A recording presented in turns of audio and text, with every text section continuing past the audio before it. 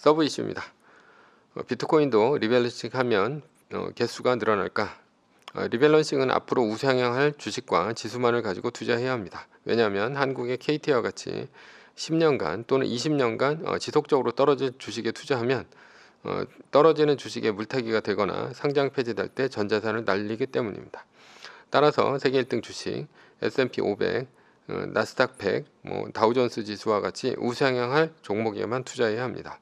그러나 비트코인, 테슬라 등 자신이 우상향할 것이라 믿는 종목이 있다면 그냥 가지고 있는 것보다는 차라리 리밸런싱을 하는 것이 더 낫지 않을까 보입니다. 만약 비트코인도 리밸런싱을 하면 개수가 늘어날까라는 것이죠. 결론부터 얘기하면 늘어납니다. 그것도 아주 크게 늘어납니다. 비트코인은 NYSE 비트코인 NYXBT 티커명이 이건데요. 티커명은 NYXBT를 가지고 사례 분석을 해보았습니다. 비트코인 2022년 3월 9일 현재 비트코인을 본다면 이때가 고점이었고요. 고점 대비 이렇게 하락을 했다라는 것이죠. 그러면 이렇게 하락을 할 때 과연 늘어날 수 있는가 한번 보겠습니다. 비트코인은 2021년 11월 10일 역사상 최고점인 68,412달러를 찍고 떨어지기 시작했습니다. 비트코인의 리밸런싱을 적용해 보겠습니다. 리밸런싱은 애플보다 변동성이 더 크기 때문에 2.5%가 아닌 5% 구간을 설정해 50%를 적용합니다. 그러니까 50%까지 다 떨어졌을 때 완전히 다 털고 현금만 갖고 있다라는 것이죠. 리밸런싱은 5% 떨어질 때마다 10%씩 팔다가 10% 즉 두 구간이 올라오면 전략 매수하는 전략을 적용합니다. 비트코인인데요. 전고점이 68,412달러이고요. 그리고 그 5% 떨어질 때마다 리밸런싱을 10%씩 합니다. 다음은 비트코인 사례 분석인데요. 예, 보시면 핸드폰으로 보면 이제 적게 보이겠지만 이렇게 지금 2022년 21년 11월 10일에 68,412달러를 찍고 2.33% 이렇게 상승을 했습니다. 이때가 이제 정고점이죠. 그리고 그 다음서부터 만약에 5% 떨어질 때마다 10%씩 팔았다면 어떻게 될까라는 것을 한번 보겠습니다. 2021년 11월 10일 누적으로 5% 하락했습니다. 64,828달러이고요.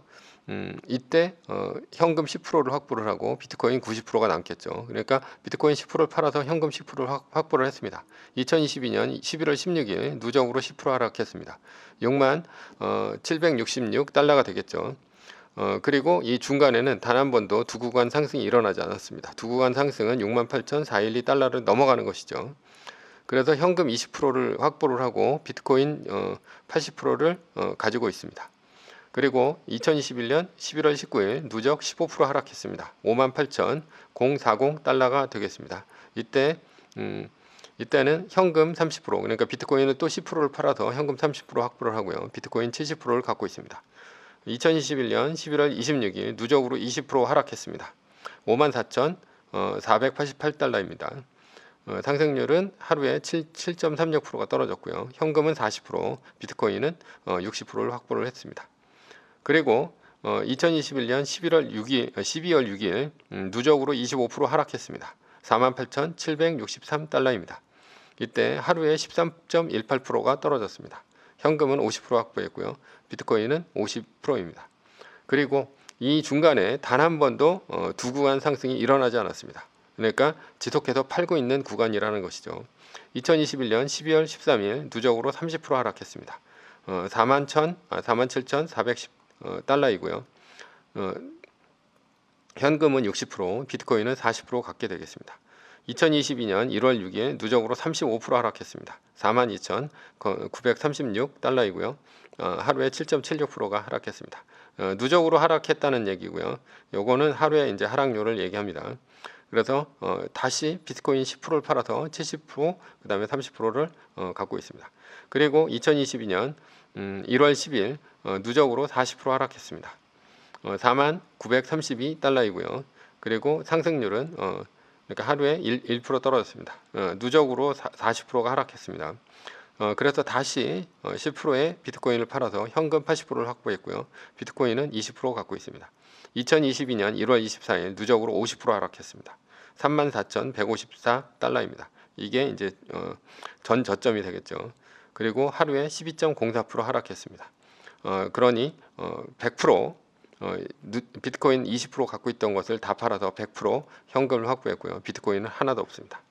그리고 2022년 2월 7일 두 구간 상승이 일어납니다. 이때는 이제 우크라이나와 러시아의 전황이 지속적으로 되고 전쟁이 일어났고요. 그리고 러시아에서 루블화가 폭락을 하는 바람에 비트코인이 대안이 됐다라고 해가지고 비트코인으로 사람들이 몰려서 비트코인이 상승하는 구간에 접어들었다 이렇게 볼 수가 있습니다. 그렇다면 리밸런싱 100% 그러니까 두 구간 상승하면 10%가 올라가면 100%를 사는 것이죠. 그러면 어떻게 되냐?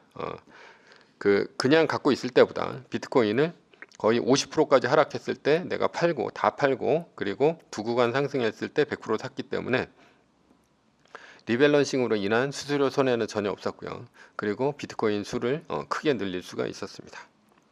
결론부터 얘기하자면 비트코인은 역사상 전고점인 68,412달러를 찍고 단 한 번도 두 구간 상승 없이 내리 떨어졌습니다. 따라서 5% 떨어질 때마다 10%씩 팔았다면 2022년 1월 24일 가지고 있던 비트코인을 다 털고 현금을 확보했다고 볼 수 있습니다. 두 구간 상승했을 때가 2022년 2월 7일인데 이때 가지고 있던 현금을 모두 몰빵했다면 비트코인 개수를 크게 늘렸을 것이라 보입니다.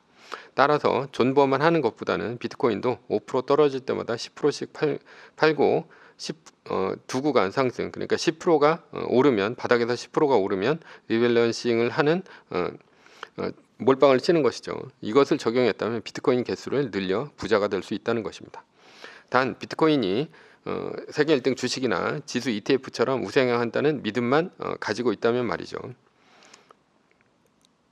결론입니다. 비트코인도 리밸런싱을 하면 개수를 크게 늘릴 수 있습니다. 팁입니다. 만약에 50%까지 떨어졌을 때 다 털고 현금만 갖고 있지 말고 정말 우상향에 확신이 있다면 50% 구간에서 일단 몰빵을 치고 이후에 산 가격보다 또다시 5%가 떨어진다면 그때 리밸런싱을 하는 것이 더 좋은 전략으로 보입니다. 비트코인의 매도 추천은 절대 아닙니다. 떨어질 때 매도하는 리밸런싱 방법이 비트코인에도 통한다. 이것을 한번 보여주기 위해서 해본 것입니다.